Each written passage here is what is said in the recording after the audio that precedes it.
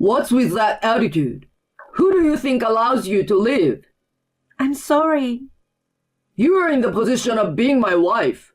So just shut up and do what you're told, you scum! How many times has it been like this? To be subjected to such abuse from a husband, who should be an equal partner. Suddenly, we were happy at the beginning of our marriage. But when did things turn out like this?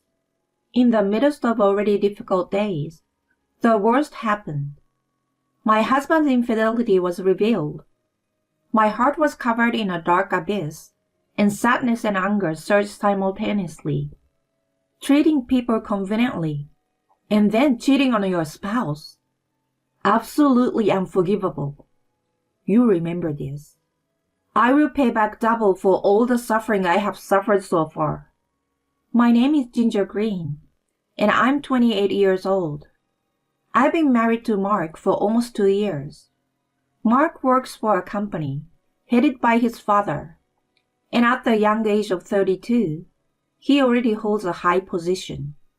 He is destined to become the next president, ensuring a promising future. Our encounter was nothing but destiny. I was working at a flower shop at the time and had been standing in the store that morning to serve customers. Then, Mark showed up as a guest and approached me. Excuse me. I want to send flowers to my mother for her birthday. What do you recommend? If it's for a birthday, yes. Carnations are a classic choice, but they are often chosen for Mother's Day too. Sweet peas and roses are also popular. There are so many types, I'm not sure. I see. Oh, how about hydrangeas? They have a lovely meaning, symbolizing family bonds and patient love.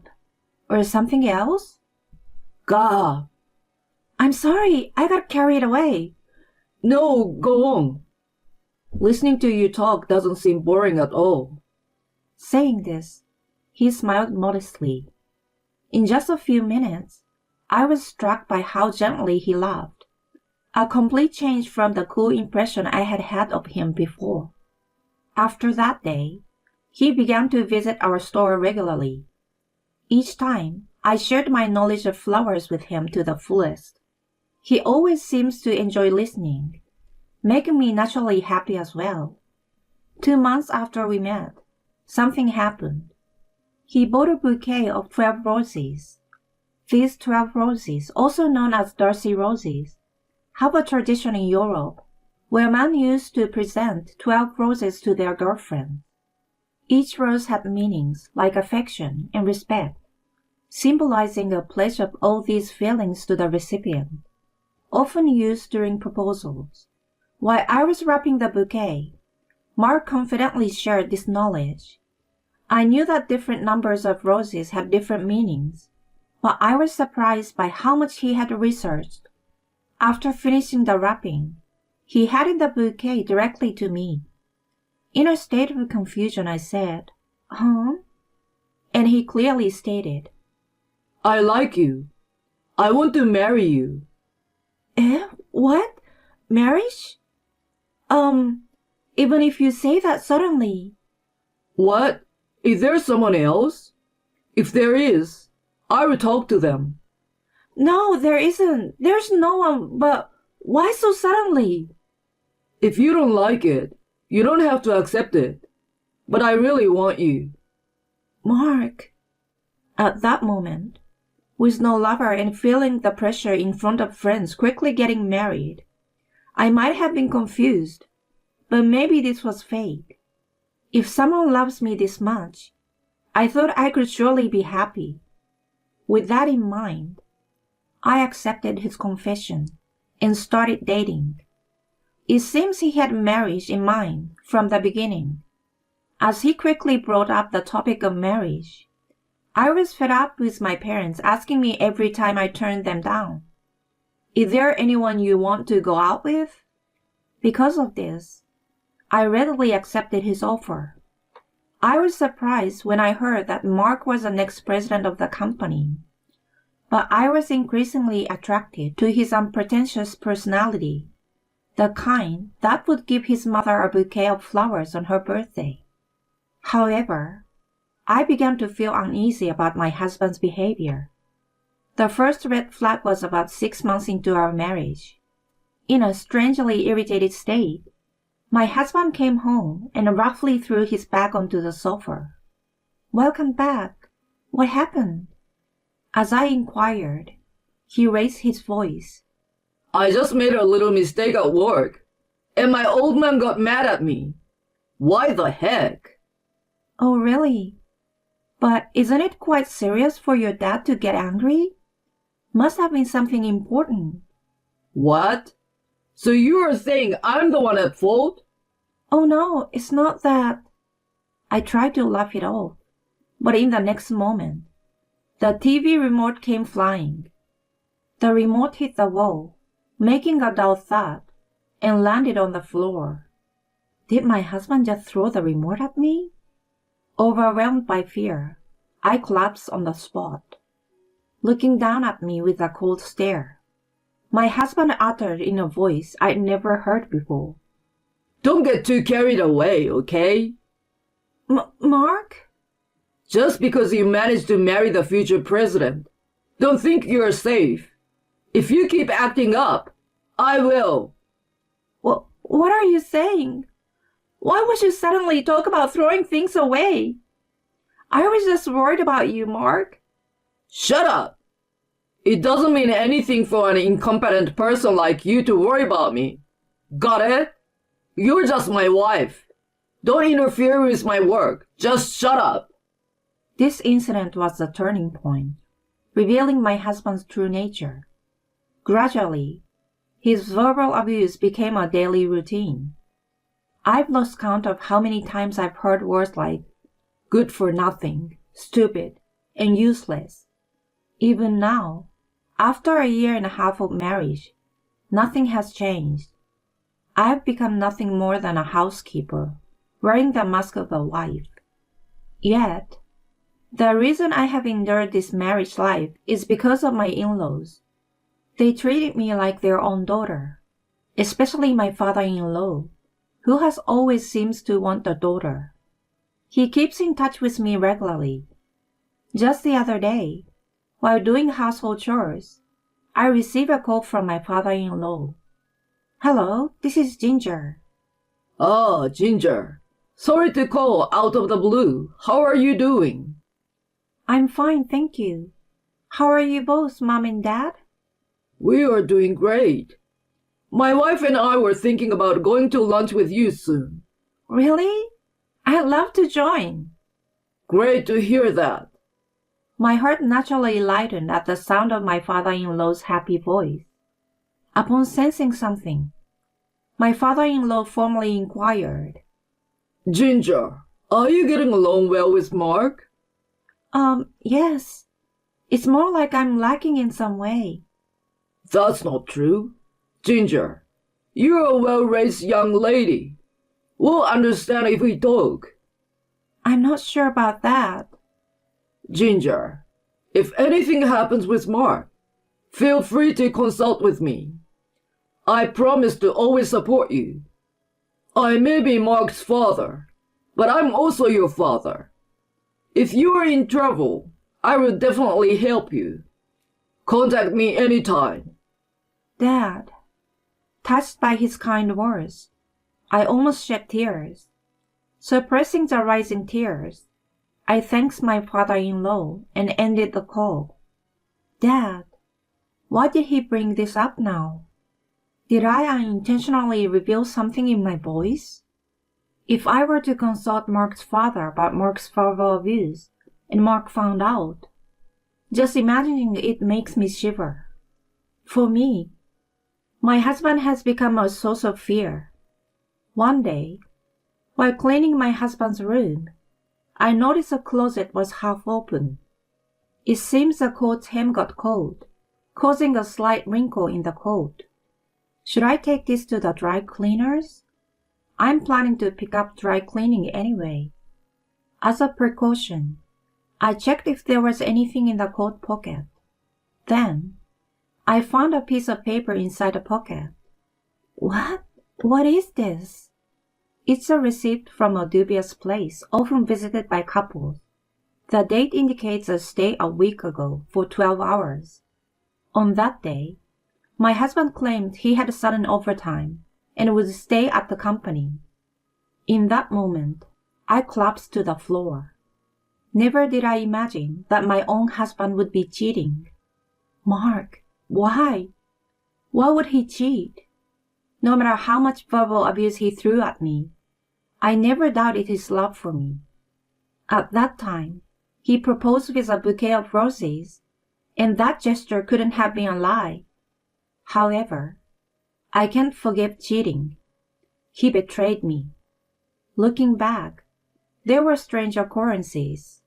Sudden increase in overtime, constantly checking his phone, and a faint scent of soap despite supposedly him staying at the company.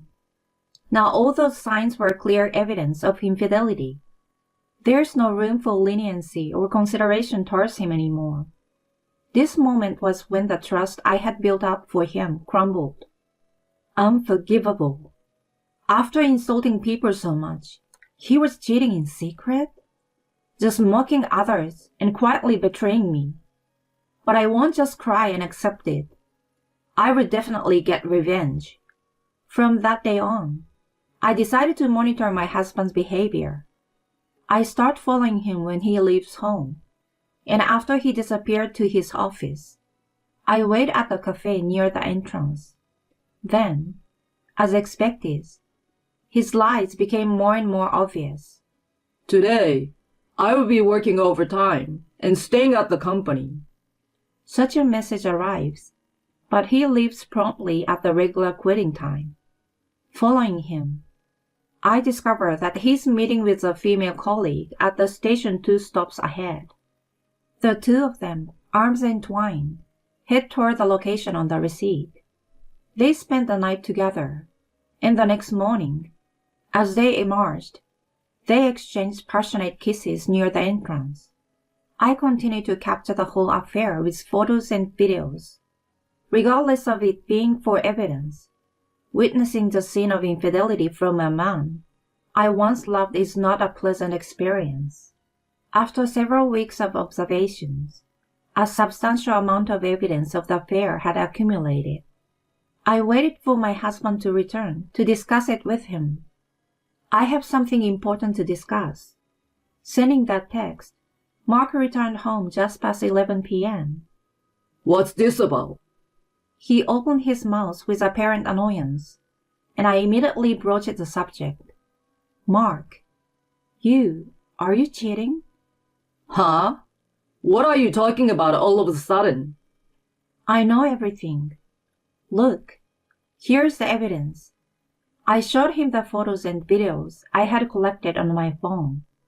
He briefly looked flustered, but quickly regained his composure. Huh? And what's the big deal about this? What? Why are you acting so nonchalant? This is undeniable evidence of your affair. You just took these with your own phone, right? That's not evidence of anything. Ha ha ha. No way. You did have a relationship with another woman, didn't you? Oh well, if you're going that far, fine. It's over. Huh? At that, Mark took out the divorce form he had prepared in advance and thrust it in front of me. There you go. I will divorce you as you wish. Just get out quickly. Wait. The conversation isn't over yet. I cheated because you're not attractive. Got it? Get out, you trash. Understood. I immediately packed my things and left the house. As I left, I heard Mark's voice saying, You're finished too. But I closed the door without saying anything. Apologies to my parents, who were so happy about the marriage, but with nowhere to go. I reluctantly returned to my parents' house. On the way back, I signed the divorce papers handed to me and submitted them to City Hall. I also didn't forget to print out all the evidence of the affairs I had overlooked and sent them in an envelope to my in-laws. The next day, I quickly received a call from them. Ginger, is the content of that envelope true? My father-in-law raised his voice at the outset. I'm sorry, Dad, for surprising you like this. After questioning him about the affair the other day, Mark kicked me out of the house. What? And the person in the photos is one of our female employees? Yes, but Mark said, what you took with your phone is not evidence. There's no way he'd say that. To let you, Ginger, go through something like this. Leave it to me. I will make sure he pays for this. I'm sorry, Dad. Please take care of it. To be honest, it was a gamble on how my father-in-law would react. He had said he would help, but accepting his son's infidelity, especially as the future company president, was not something that could be easily tolerated. If Mark's infidelity is revealed, my father-in-law's credibility in the company will be at stake. Worst case scenario, it might be swept under the rug. Half expecting the worst, I sent the evidence photos, but it seemed luck was on my side. A few days later, I received a call from Mark after a long time. Hello? Hey, what the hell? Are you kidding me? Making up infidelity to my old man? What the hell are you doing? Do you understand your position? Calm down and stop using weird language. I just reported the despicable actions of the future president. What? Because of you, I got fired from the company, you know. Oh, you got fired? But is that my fault? You snitched on me to my old man, didn't you? I won't forgive you, you scum. You ruined my career. Thanks to you, the chance to be the next president is down the drain. Apparently, my father-in-law took the appropriate steps to deal with Mark. My bet turned out to be a good one. I have nothing but gratitude for my father-in-law. But Mark, on the other hand, has never apologized and continues to abuse me. My anger at him reached its peak. Don't be silly. You still blame others for this situation? All this happened because you cheated on your wife while you were married. How could you say such a thing after betraying me? Hey you. Who are you talking to? You should know your place. What? You're just unemployed now, right? With the title of next president taken away, you've been fired, and there's no social value left in you. Now that your father's connections are gone, you're just an incompetent fool. You're nothing but a piece of trash who hangs on to your father's wishes. You think you can just say whatever you want? Regardless of what happens, I will never forgive you. I will make you suffer many times more than what I have been through, so be prepared. From now on, you will live without anyone's help forever. For eternity. Serves you right. Hey, wait a minute. The conversation isn't over yet. Goodbye. Take care, or rather, struggle on your own, okay? Before he could call me back, I blocked his number. Finally, peace returned to my life. Afterward, I demanded compensation from Mark, who had been fired from the company. His affair partner, also married, ended up paying compensation to her husband as well. Originally, not the saving type, Mark had no significant savings and ended up in debt to pay the compensation. Now, he works multiple part-time jobs, including night shifts at the living factory, struggling to make ends meet. For someone who had grown up without any financial worries as the son of the president, his current life must be unexpected. But I feel no sympathy. It's all the consequence of his own actions. As for me, I opened up to my parents, and I ended up staying at home for a while. My mom and dad warmly welcomed me, embracing me gently, saying, "We're glad you're safe." Now I've returned to the flower shop where I used to work, enjoying fulfilling days. Although I've become divorced, I find more than enough happiness without getting married again. The painful past cannot be erased, but I can use it to shape a better future. I aspire to live a better life based on the lessons learned from this experience.